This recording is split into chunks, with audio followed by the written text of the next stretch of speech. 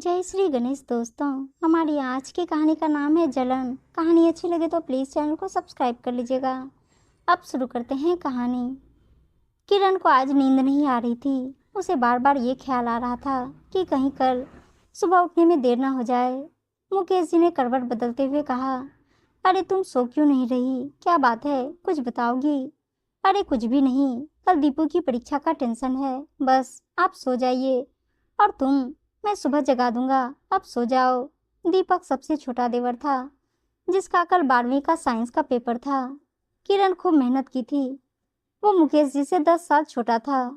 किरण माँ जैसा स्नेह करती थी। किचन की सफाई करते हुए पापा जी ने चाय के लिए आवाज लगाई। उधर पतिदेव को दीपू को एग्जाम सेंटर भेजना था।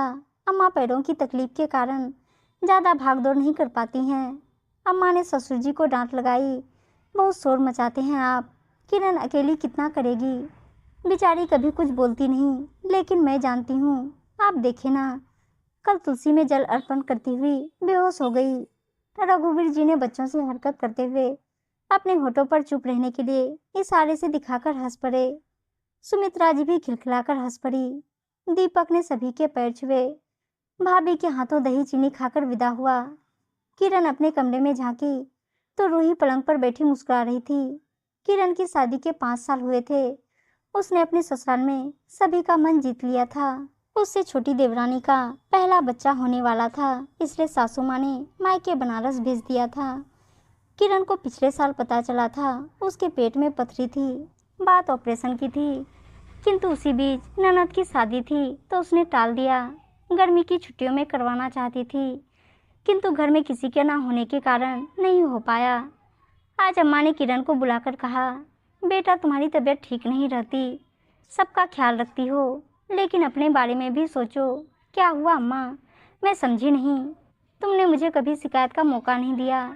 अब दीपू की परीक्षा के बाद सबसे पहले तुम अपना ऑपरेशन करवाना, समझी मेरी बच्ची। लेकिन अम्मा, आप लोगों का ख्याल कौन रखेगा? तू वो सब मुझ पर छोड़ दे, बस डॉक्टर से मिलकर तारीख ले लेना। अम्मा ने रागनी को सारी बात बताई। वो भाभी को देखने 1 महीने के लिए मायके आ गई। आज किरण का ऑपरेशन था। सारे टेस्ट नॉर्मल थे, किंतु अपना ध्यान नहीं रखने के कारण खून की कमी थी। सभी परेशान थे। किरण का मंझला देवर उससे थोड़ा खींचा खींचा रहता था। उसे भाभी से जलन होती थी, क्योंकि उसे लगता था कि अम्मा बाबूजी भाभी के सामने उसकी पत्नी कोमल को प्यार नहीं करते हैं। उसने ऑफिस से आते ही अस्पताल पहुंचकर सारी जानकारी ली। जब उसे कल के ऑपरेशन टलने की बात पता चली तो चुपचाप बाहर आ गया। उसने डॉक्टर से मिलकर अपना सारा टेस्ट कराया और अपनी भाभी को ब्लड देकर ऑपरेशन करवाया। किरण 3 दिनों में सकुशल घर आ गई। रूही को रागनी ने अच्छे से संभाला था, किंतु माँ को देखकर गोद में जाने को मचल उठी। रागनी उसे लेकर दूसरे कमरे में चली गई। अम्मा ने अपनी बड़ी बहू की नज़र उतारकर गृह प्रवेश करवाया। उन्होंने उसके माथे को चूमते हुए कहा, मेरे सारे पुण्य का तू परिणाम है, जुग जुग जियो। तभी मुकेश ने चुटकी ली, अम्मा और मैं क्या हूँ, मेरा लाडला है तू, कहते हुए अम्मा हंस पड़ी। पापा ने पीछे से आवाज़ लगाई, अजी सुनती हो? कोमल की मम्मी का फ़ोन था, मुँह मीठा करवाओ, बेटा हुआ है। किरण ने खुश होकर कहा, अम्मा जी रूही का भाई आ गया।